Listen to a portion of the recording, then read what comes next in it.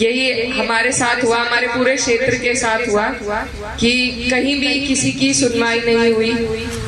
हमारे लोग धरनों पर भी बैठे, मुकदमे भी उन पर हुए, दिक्कतों में भी रहे, लेकिन जो जनप्रतिनिधि थे वो कभी बीच में नहीं आए। ये 5 साल जो आप लोगों ने परेशानी झेली है, यहाँ गन्ने का भुगतान नहीं हुआ, MSP का दाम अब तक तय नहीं हुआ, पिछला पेमेंट अभी भी रुका हुआ है, बेरोजगारी बढ़ती जा रही है। जब भर्ती का नाम आता है तो पेपर लीक हो जाते हैं। हम लोग हमारे जो विक्रांत भैया हैं उनको हमने पार्टी ज्वाइन कराई है और उनको इल्लम के नगर अध्यक्ष भी घोषित किया है। तो इसके लिए मैं आप सभी को और उनको बहुत बहुत बधाई, ढेर सारी शुभकामनाएं देना चाहती हूँ।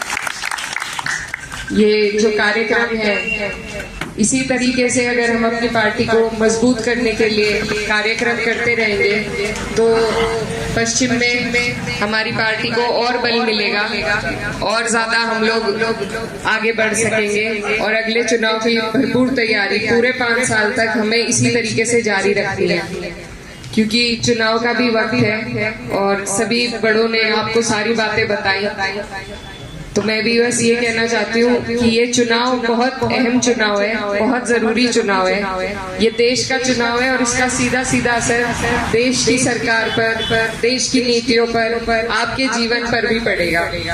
तो इस चुनाव में आपको और हमें बहुत समझदारी के साथ वोट देनी है।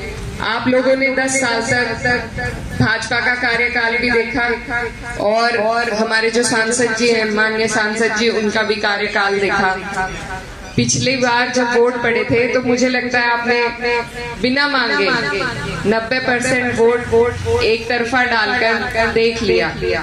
तो सबसे पहले, क्योंकि मैं भी अपनी इस क्षेत्र की पहले वोटर हूँ और उसके बाद प्रत्याशी, तो मैं यही कहना चाहती हूँ कि आप लोग बिना मांगे, जिस तरह पहले वोट दिया था, बिना मांगे वोट किसी को ना दे, क्योंकि जब आदमी बिना मांगे वोट देता है तो उसकी दुर्दशा इसी तरह हो जाती है, उसे फिर आकर कोई नहीं पूछता।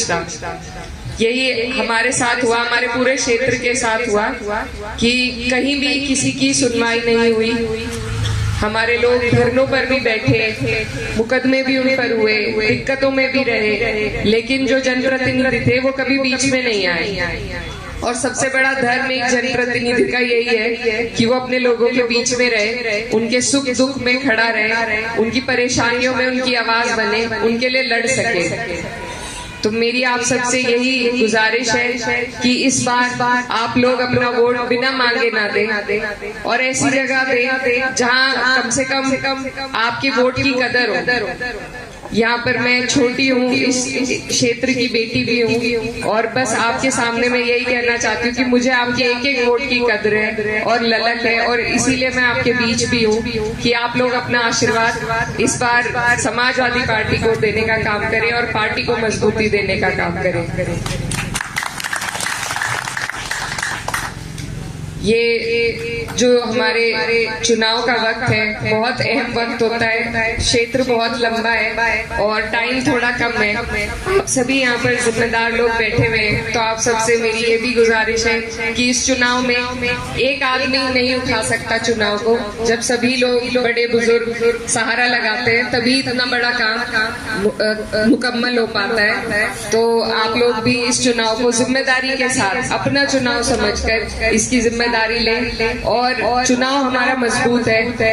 हर वर्ग, हर बिरादरी का समर्थन मिल रहा है और चुनाव में भी वोट भी सभी जगह से मिलेंगे।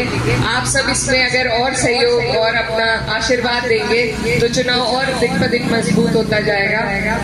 और आखिर में मैं यही कहना चाहती हूँ कि आप लोगों से मेरी यही गुजारिश है कि आप लोग इस चुनाव में वोट परसेंटेज पे सबसे ज्यादा ध्यान दें, क्योंकि जितनी परसेंटेज हम बढ़ाएंगे अपनी, हमारी तरफ का जो वोट है वो जितनी भी परसेंटेज अपनी बढ़ाएगा, वहीं से हमारी जीत का रास्ता निकल पाएगा।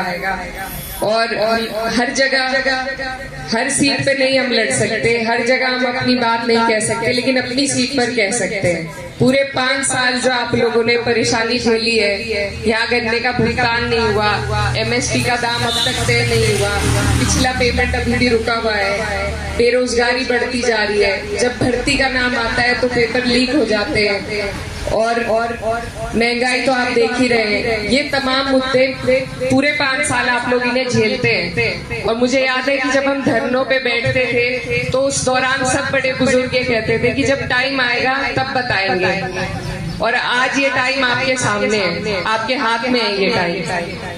तो आप लोग इस टाइम का सदुपयोग करें, इस टाइम को अपने हाथ से न जाने दें, इस टाइम में अपने वोट का सदुपयोग करें, क्योंकि अगर ये वक्त आज हम चूक गए तो फिर अगले 5 साल का पछतावा होगा, हमारी जो आने वाली पुश्तें हैं उनके लिए पछतावा होगा।